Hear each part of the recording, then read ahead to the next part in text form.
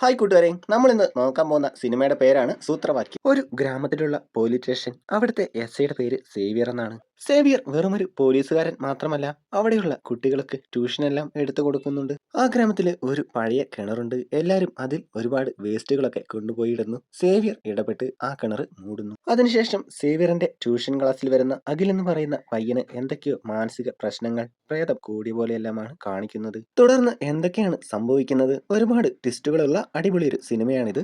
നമുക്ക് സിനിമയുടെ മുഴുവൻ കഥയിലേക്കും പോവാം. ഒരു സ്കൂൾ കാണിച്ചുകൊണ്ടാണ് സിനിമ തുടങ്ങുന്നത്. ആ സ്കൂളിലെ ടീച്ചറാണ് നിമിഷ. ടീച്ചർ ഇപ്പോൾ നല്ല ദേഷ്യത്തിലാണ്. ടീച്ചറിന്റെ ക്ലാസ്സിൽ പകുതി കുട്ടികളും ഇരിക്കുന്നില്ല. ക്ലാസ് കട്ട് ചെയ്ത് പിള്ളേര് കറങ്ങുകയൊന്നുമല്ല ചെയ്യുന്നത്, അവര് പോലീസ് സ്റ്റേഷനിലേക്കാണ് പോകുന്നത്. സേവിയർ പോലീസ് സ്റ്റേഷനിൽ കുട്ടികൾക്ക് ട്യൂഷൻ എടുക്കുന്നു. സേവിയറിന് പഠിപ്പിക്കാനും ഇഷ്ടമാണ്. അതുപോലെ തന്നെ സേവിയറിന്റെ ക്ലാസ് കുട്ടികൾക്കും ഇഷ്ടമാണ്. വളരെ മികച്ചൊരു പോലീസ് ഓഫീസറാണ് സേവിയർ. ആ നാട്ടിലെ എന്ത് പ്രശ്നമാണെങ്കിലും അതെല്ലാം വളരെ നല്ലതുപോലെ അദ്ദേഹം കൈകാര്യം ചെയ്യുന്നു. സ്റ്റേഷനിലെ ജോലികളെല്ലാം തീർത്തതിന് ശേഷമാണ് സേവിയർ കുട്ടികൾക്ക് ക്ലാസ് എടുക്കുന്നത്. ഒരു 15 പിള്ളേരുണ്ടാവും സേവിയറിന്റെ ട്യൂഷൻ ക്ലാസ്സിൽ. എല്ലാവരും ഒരേ സ്കൂളിലെ ഒരേ ക്ലാസ്സിലെ കുട്ടികളാണ്. ഈ കുട്ടികളെല്ലാം നിമിഷ ടീച്ചറിന്റെ ക്ലാസ്സിലെ കുട്ടികളാണ്. ടീച്ചർ എടുക്കുന്നതിനേക്കാൾ നന്നായിട്ട് സേവിയർ സാർ എടുത്താൽ മനസ്സിലാകും എന്നാണ് കുട്ടികൾ പറയുന്നത്. അങ്ങനെ ക്ലാസ് എടുത്തുകൊണ്ടിരിക്കുമ്പോൾ നിമിഷ ടീച്ചർ അവിടേക്ക് വരുന്നു. കുട്ടികൾ എന്റെ ക്ലാസ്സിൽ ഇരിക്കാതെയാണ് ഇവിടേക്ക് വരുന്നതെന്ന് ടീച്ചർ പറയുന്നു. സാറ് ക്ലാസ് എടുക്കണ്ട എന്നൊന്നും ഞാൻ പറയില്ല, എന്റെ ക്ലാസ് കഴിഞ്ഞിട്ട് വന്നാൽ മതിയെന്ന് കുട്ടികളോട് പറയണം. ടീച്ചർ വിഷമിക്കണ്ട, കുട്ടികളോട് ഞാൻ പറഞ്ഞോളാം എന്ന് സേവിയർ പറയുന്നു. സേവിയർ നേരെ കുട്ടികളുടെ അടുത്ത് എന്ന് പറയും, നിങ്ങൾ ടീച്ചറുടെ ക്ലാസ്സിൽ ഇരിക്കാതെ ഇവിടേക്ക് വരല്ല്. ടീച്ചർ പാവമല്ലേ, ടീച്ചർക്ക് വിഷമമാകും. ടീച്ചറുടെ ക്ലാസ് കഴിഞ്ഞിട്ട് ഇവിടേക്ക് വന്നാൽ മതി. ആ ഗ്രാമത്തിലെ പ്രമുഖനായ ഒരാൾ വന്ന് സേവിയറിനോട് കംപ്ലൈന്റ് പറയുന്നതാണ് പിന്നെ കാണിക്കുന്നത്. ആ ഗ്രാമത്തിൽ ആരും ഉപയോഗിക്കാതെ കിടക്കുന്ന ഒരു കിണറുണ്ട്.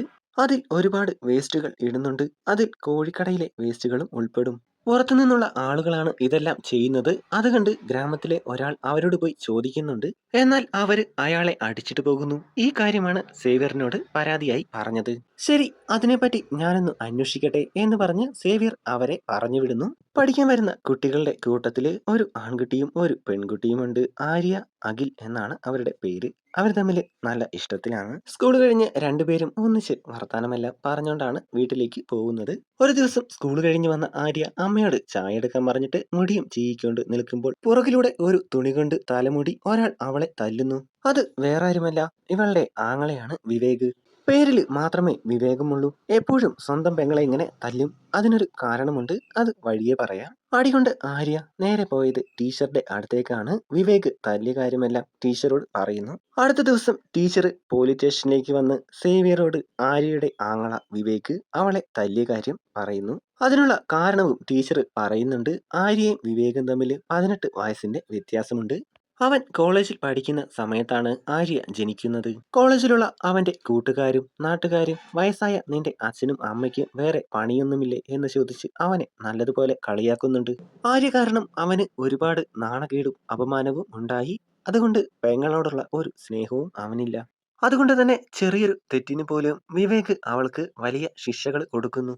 സാറ് അവനെ വിളിച്ചെന്ന് ഉപദേശിക്കണം എന്നാണ് ടീച്ചർ പറയുന്നത്. അത് വേണ്ട രീതിയിൽ ഞാൻ കൈകാര്യം ചെയ്തോളാം എന്ന് സേവിയർ ടീച്ചർക്ക് ഉറപ്പ് കൊടുക്കുന്നു. സേവിയറും കുറച്ച് പോലീസുകാരും വന്ന് ആ കിണർ പരിശോധിക്കുന്നു. ഉപയോഗശൂന്യമായ കിണറാണ്. എന്നാൽ ഒരുപാട് വേസ്റ്റുകളെല്ലാം അതിൽ കിടപ്പുണ്ട്. ഒരു സ്കൂട്ടിയിൽ നമ്പർ പ്ലേറ്റ് ഒന്നുമില്ലാതെ വരുന്ന ഒരു പെണ്ണിനെയാണ് കാണിക്കുന്നത്. പേര് ബെക്സി എന്നാണ്. ഈ ഗ്രാമത്തിലുള്ള ആളൊന്നുമല്ല. ലൈസൻസ് ആണെങ്കിലും കാനഡയിലെ. അവൾ വരുന്ന വഴിക്ക് പോലീസ് ചെക്കിംഗ് ഉണ്ടായിരുന്നു. നമ്പർ പ്ലേറ്റും ഇല്ല, കാനഡ ലൈസൻസും. അതുകൊണ്ട് സ്കൂട്ടർ വേണമെങ്കിൽ പോലീസ് സ്റ്റേഷനിൽ വന്ന് ഫൈൻ കിട്ടിയിട്ട് എടുത്തിട്ട് പോകണം എന്ന് പറഞ്ഞ് പോലീസുകാർ സ്കൂട്ടർ സ്റ്റേഷനിലേക്ക് കൊണ്ടുപോകുന്നു. ആ ഗ്രാമത്തില് ഇവളുടെ കാര്യങ്ങളൊക്കെ നോക്കുന്ന ഒരാളുണ്ട്. ഷേർലി എന്നാണ് പേര്. വിളിച്ച് സ്കൂട്ടർ പോലീസുകാർ കൊണ്ടുപോയ കാര്യം പറയുന്നു. നീ പോലീസ് സ്റ്റേഷനിലേക്ക് പോക്കോളൂ, ഞാൻ അവിടേക്ക് വന്നോളാം എന്നാണ് ഷേർലി പറയുന്നത്. സേവിയർ ആര്യയുടെ സഹോദരൻ വിവേകിനെ പോലീസ് സ്റ്റേഷനിലേക്ക് വിളിച്ചിട്ടുണ്ട്. അവൻ വന്നതും അവനെയും കൂടി അകത്തേക്ക് പോകുന്നു. വിവേകിനെ നല്ലതുപോലെ വിരട്ടുന്നുണ്ട്. ഞാൻ എന്തിനാ നിന്നെ വിളിപ്പിച്ചതെന്ന് നിനക്ക് അറിയാലോ. ഇനിമേലാൽ ആര്യയുടെ മേത്ത് കൈവച്ചാൽ കേസെടുത്ത് നിന്നെ ജയിലിലടയ്ക്കും എന്നെല്ലാം പറഞ്ഞ് രണ്ടെണ്ണം പൊട്ടിച്ചിടക്കെയാണ് വിവേകിനെ പുറത്തേക്ക് വിടുന്നത്. അവൻ പുറത്തേക്ക് വരുമ്പോഴാണ് സ്കൂട്ടർ എടുക്കാൻ വന്ന ഷേർലിയെയും ബെക്സിയെയും കാണുന്നത്. വിദേശത്തേക്ക് ആളുകളെ വിടുന്ന പരിപാടിയാണ് ഷേർലി ചെയ്യുന്നത്. വിവേകിനും പുറത്തേക്ക് പോകാൻ പ്ലാനുണ്ട്. നീ വേണ്ട പേപ്പറൊക്കെ ആയിട്ട് വീട്ടിലേക്ക് വരാൻ ഷേർലി വിവേകിനോട് പറയുന്നു. ആ സമയത്ത് ബെക്സി പോലീസ് സ്റ്റേഷന്റെ മുകളിലുള്ള ട്യൂഷൻ എടുക്കുന്ന സ്ഥലത്തേക്ക് പോകുന്നു. അഖിലും ആര്യയും അവിടെ സംസാരിച്ചുകൊണ്ട് നിൽക്കുന്നുണ്ട്. ബെക്സി പോയത് കണ്ട് മുകളിലേക്ക് നോക്കിയ വിവേക് കാണുന്നത് ആര്യയും അഖിലും അവിടെ ഓരോന്ന് പറഞ്ഞ് ചിരിച്ചുകൊണ്ടിരിക്കുന്നതാണ്. അവന് നല്ല ദേഷ്യം വന്നു. വണ്ടിയുടെ ഫൈനെല്ലാം അടച്ച് ഷേർലിയും ബെക്സിയും വണ്ടിയും എടുത്ത് സ്റ്റേഷനിൽ നിന്ന് പോകുന്നു. വിവേക് മാത്യൂസ് എന്ന് പറഞ്ഞ ഒരാളുടെ ഡ്രൈവറായിട്ട് ഇടയ്ക്ക് ജോലിക്ക് പോകുന്നുണ്ട്. വിവേക് തന്റെ അവസ്ഥ അയാളോട് പറയുന്നുണ്ട്. എന്നാൽ പോലീസുകാർ പറയുന്നതൊന്നും നീ കാര്യമാക്കണ്ട എന്നാണ് അയാൾ പറയുന്നത്. അടുത്ത സീനിൽ കാണിക്കുന്നത് കരോള് പോകുന്ന സമയത്ത് കുറച്ച് ആളുകൾ ഒരിടത്തിരുന്ന് മദ്യപിക്കുന്നു. തൊട്ടപ്പുറത്തെ വീട്ടിൽ കിടക്കുന്ന കാറിൽ നിന്നും ഹോൺ മുഴങ്ങുന്നത് ഒരാൾ ശ്രദ്ധിക്കുന്നു. ആരോ ആ കാറിന്റെ അടുത്തു നിന്നും ഓടി പോകുന്നുണ്ട്. എന്നാൽ അപ്പോഴേക്കും കരോള് അതിലെ വന്നു. അതുകൊണ്ട് തന്നെ ആ വീട്ടിലേക്ക് ശ്രദ്ധിക്കാൻ ആൾക്ക് പറ്റിയില്ല.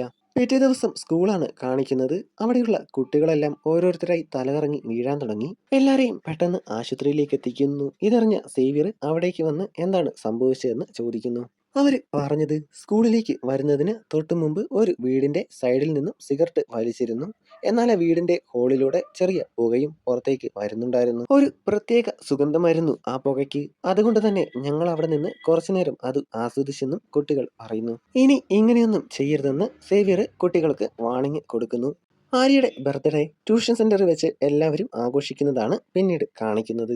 ആഘോഷമെല്ലാം കഴിഞ്ഞ് തിരിച്ചു പോകുന്ന സമയത്ത് അഖിൽ ആര്യയോട് പറയുന്നുണ്ട്, ഞാൻ പറഞ്ഞ സ്ഥലത്ത് നീ വരണമെന്ന്. അവൾക്ക് വേണ്ടി അവനൊരു ബർത്ത്ഡേ സർപ്രൈസ് ആഘോഷം പ്ലാൻ ചെയ്തിരുന്നു.